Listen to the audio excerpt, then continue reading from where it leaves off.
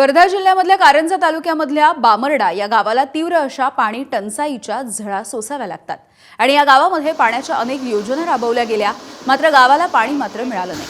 त्यामुळे आजूबाजूची गावं देखील कोरडी झालेली आहेत। गावाला टँकरच्या माध्यमातून पाणी पुरवठा केला जातो। टँकरमधून पाणी योजनेच्या विहिरीमध्ये सोडलं जातं आणि या पाण्यासाठी गावकऱ्यांना बैलगाडीनं प्रवास करावा लागतोय।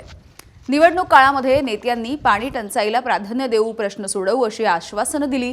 निवडणूक संपली आणि यानंतर आपल्या आश्वासनांचा या नेत्यांना विसर पडलाय अशी प्रतिक्रिया इथल्या गावकऱ्यांनी दिली आहे।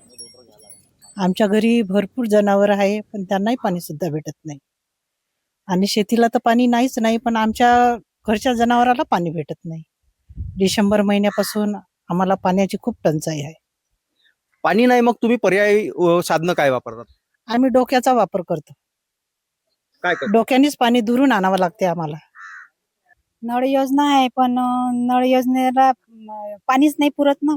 पाणी पुरवठ्याच्या विहिरीचं पाणी नाही पुरत। किती किती विहिरी गावामध्ये? गावामध्ये एकच विहीर आहे।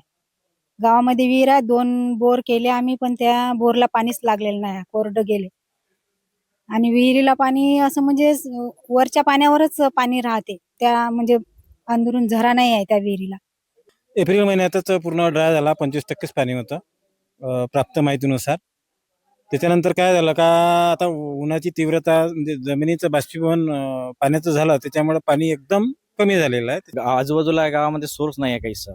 इथं पशुधन प्रत्येकाच्या घरी आहे, त्याच्यामुळे पाण्याची गरज माणसासाठी, जनावरांनाही तेवढीच आहे। पण इथं सोर्सेबल काही नसल्यामुळे सर पाणी आणणार कुठून आहे हा प्रश्न आहे। डोक्यावरून तर आणतात, पण बैलबंडी आहे, कुणाच्या घरी काही बैलबंडी नाही आहे, गाडी नाही आहे समजा। तर एवढ्या तीव्र उन्हात सर 47 म्हणजे 47 अंश जवळजवळ सेल्सिअस आहे आपल्या इथं तापमान एवढं आहे। आज 3 महिन्याचा जमाना झाला, पाणी नाही आहे। साधारण किती चक्कर मारतात तुम्ही? आता हे पाचवा चक्कर आहे पाण्याचा। आज घरामध्ये 10 लोक आहे, 10 लोकांना तर पोसाच लागल, आम घ्यायच लागल, त्याचं तर काही परिस्थिती करावंच लागल। अशा परिस्थितीमध्ये जीवन जगू राहिलो आम्ही। दरवर्षी ही स्थिती आहे? दरवर्षीच।